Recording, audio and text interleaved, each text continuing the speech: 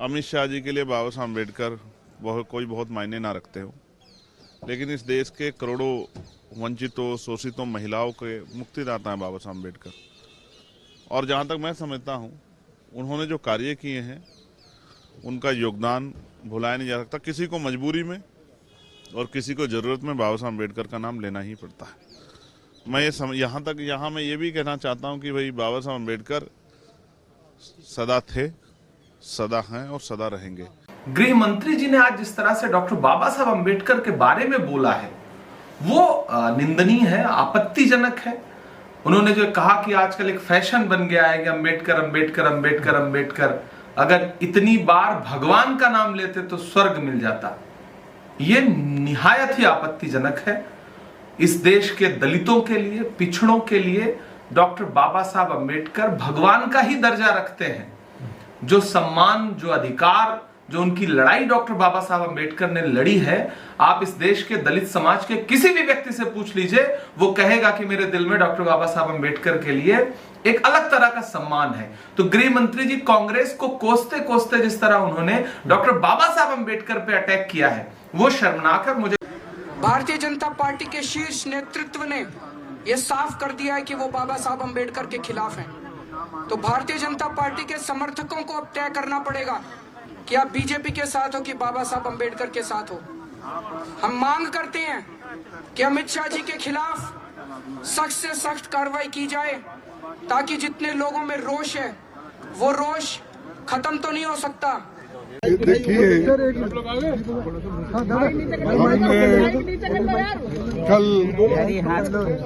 हमने कल एक कोशिश की कि जब हमारे अमित शाह डिस्कशन कर रहे थे, हमने जब वो डॉक्टर बाबा साहब अम्बेडकर के बारे में बोल रहे थे, उन्होंने ये कहा था कि आप लोग अम्बेडकर अम्बेडकर 100 बार पुकारते हो, उतना ही अगर आप 100 बार भगवान का नाम अगर लेते तो आप 7 बार स्वर्ग में जाते थे।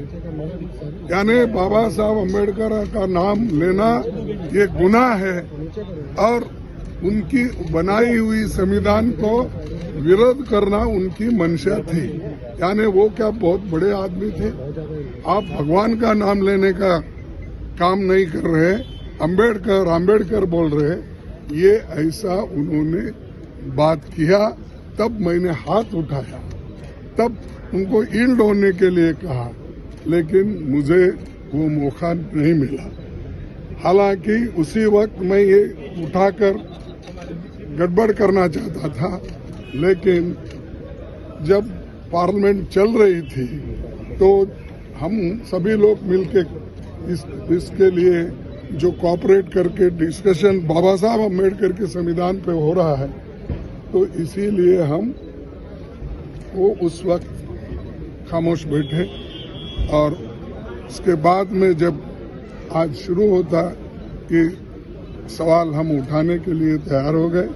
आज आपको मालूम है, सुबह भी हम पार्टी के सभी पार्टी के लोग एक होकर जो बाबा साहब का अपमान शाह ने किया है वो गलत है, इसीलिए आई डिमांड हिज रेसिग्नेशन।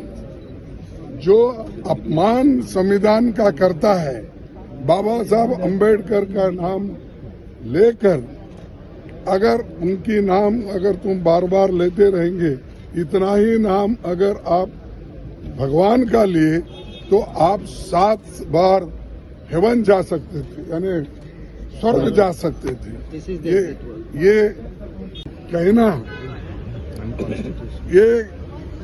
ये बात कहकर बाबा साहब का अपमान किया, संविधान का अपमान किया, और वो मंशा जो उनके दिमाग में है कि उनकी जो मनुस्मृति की आइडियोलॉजी है वो और आरएसएस की आइडियोलॉजी जो है वो दर्शाता है कि वो खुद वो बाबा साहब अम्बेडकर के संविधान को रेस्पेक्ट नहीं देना चाहते हैं। इसीलिए हम वो कंडेम करते हैं और I demand his resignation. We all the parties demand his resignation and he should apologize to the country. और वो अपना काम करना चाहिए उन्होंने. और इस ढंग से अगर वो बात करते रहेंगे सारे हिंदुस्तान में आग लगेगी कि बाबा साहब अंबेडकर का अपमान कोई सहन नहीं करेगा. अगर उनको अपने जगह से इस्तीफा देना चाहिए और ऐसे अपमान कोई पार्टी कोई देश का आदमी स्वीकार नहीं करता. एक बात सुनिए. क्रिमिनल लॉज जो है वो तो क्रिमिनल लॉज है. जो शरीयत एप्लीकेशन एक्ट है या मुस्लिम पर्सन लॉ है वो तो सिविल मामलात के लिए है. अब अमित शाह देश को बताएं कि जिस स्टेट से वो आते हैं गुजरात से वहां पर डिस्टर्ब एरियाज एक्ट है.